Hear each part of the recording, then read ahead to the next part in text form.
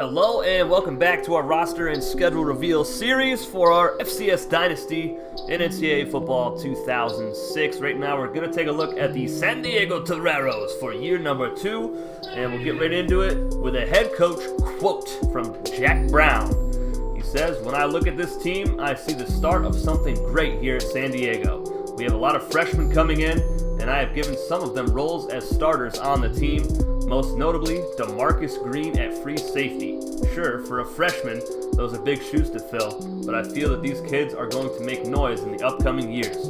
Our returning upperclassmen have been showing great development, like the Ballards, Doug Lay, Rick Wall, Isaac Price, and Dylan Tong, among others. These kids will not only be great players, but great mentors for the kids coming in. A repeat bowl appearance is totally in our cards this year for us, and I think we have it in us to pull off a win in a bowl.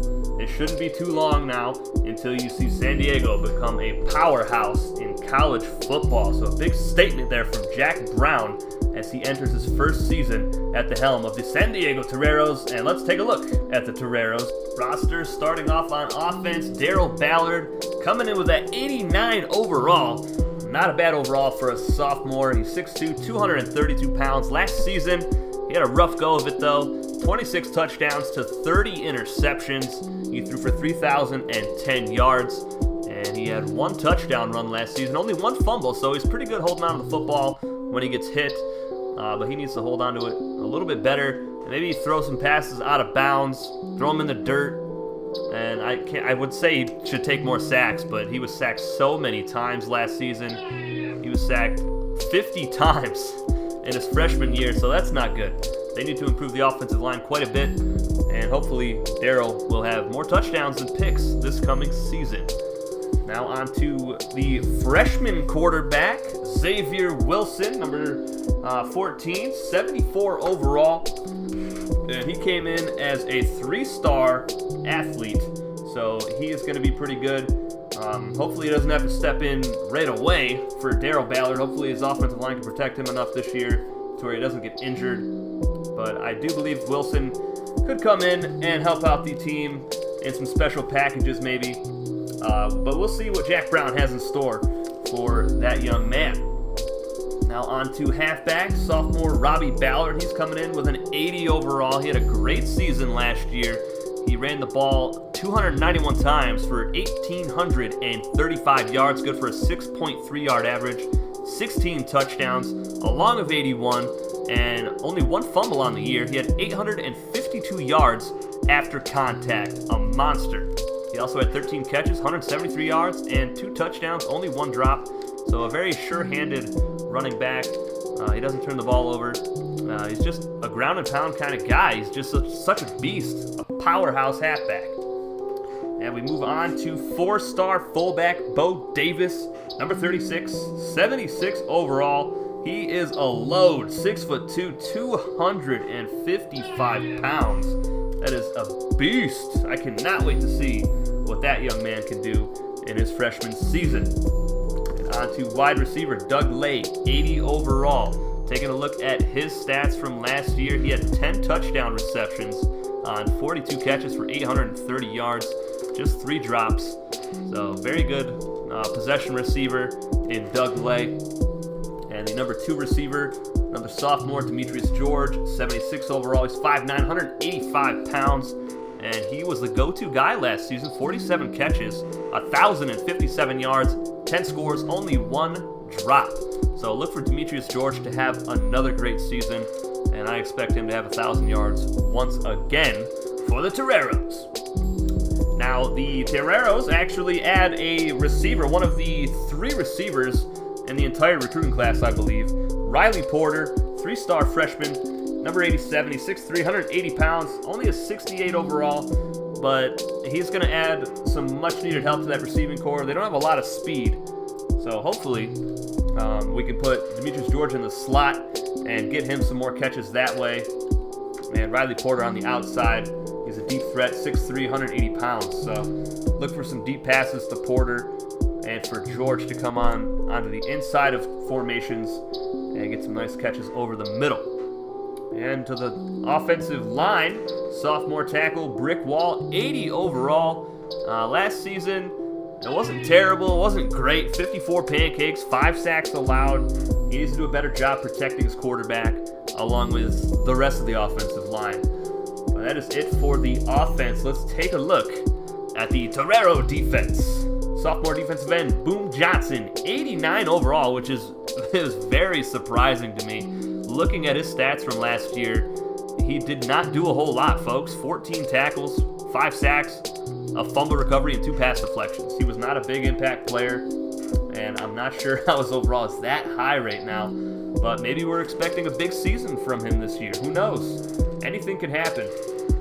Moving on to defensive tackle, DJ Payne, 6'6", 330-pound beast, 84 overall. And he made a really good impact last year.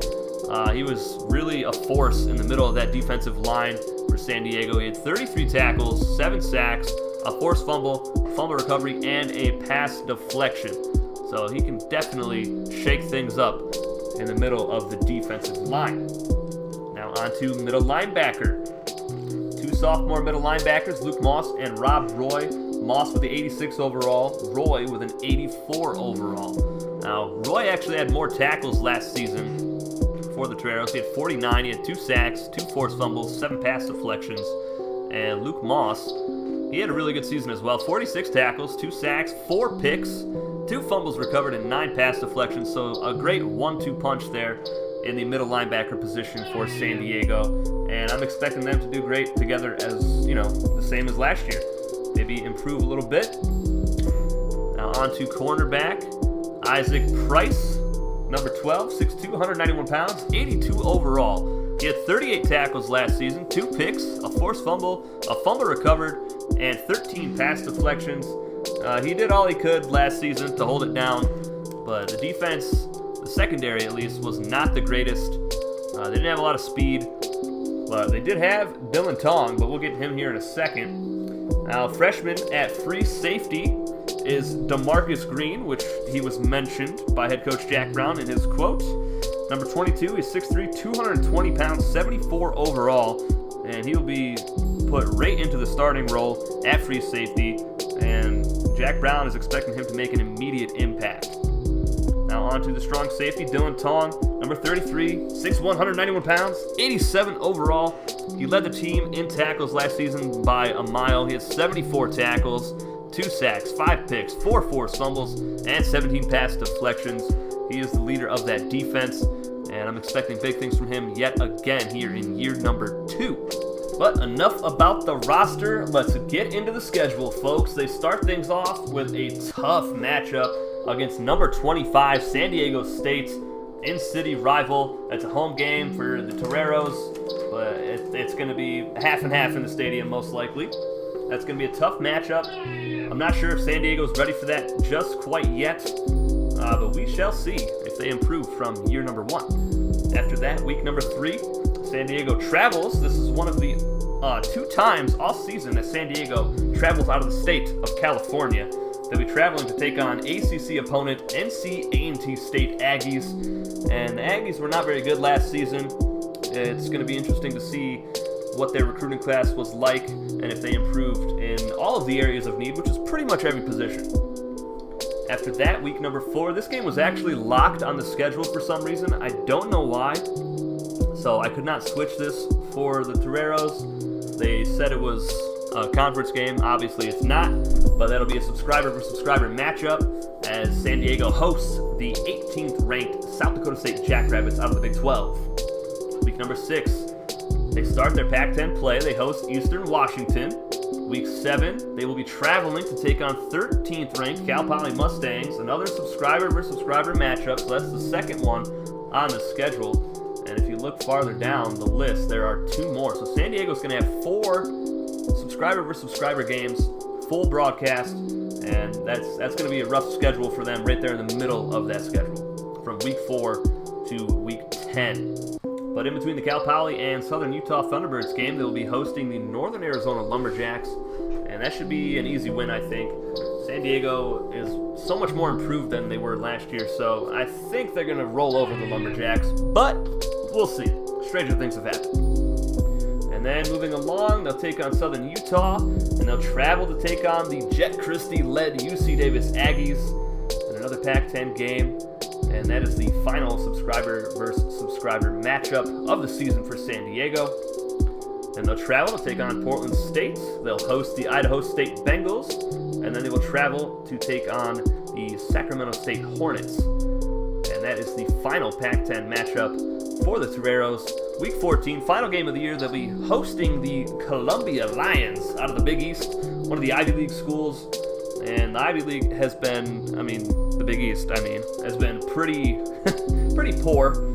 I think Yale is the best team out of the Big East. I don't think Columbia won maybe 3 or 4 games last year. They just were not very good. But that is it for the Toreros roster and schedule. Let me know in the comments section below or in the Discord community how many wins you think the Toreros are going to have here in year number 2. What games do you guys have circled on this schedule that you want to watch? I think it's going to be a pretty fun season for San Diego. I think they're going to have maybe 7 wins. That's my prediction, give or take. Well, that's it for this video, guys. I'll see you guys tomorrow with the Savannah State Tigers. Take it easy.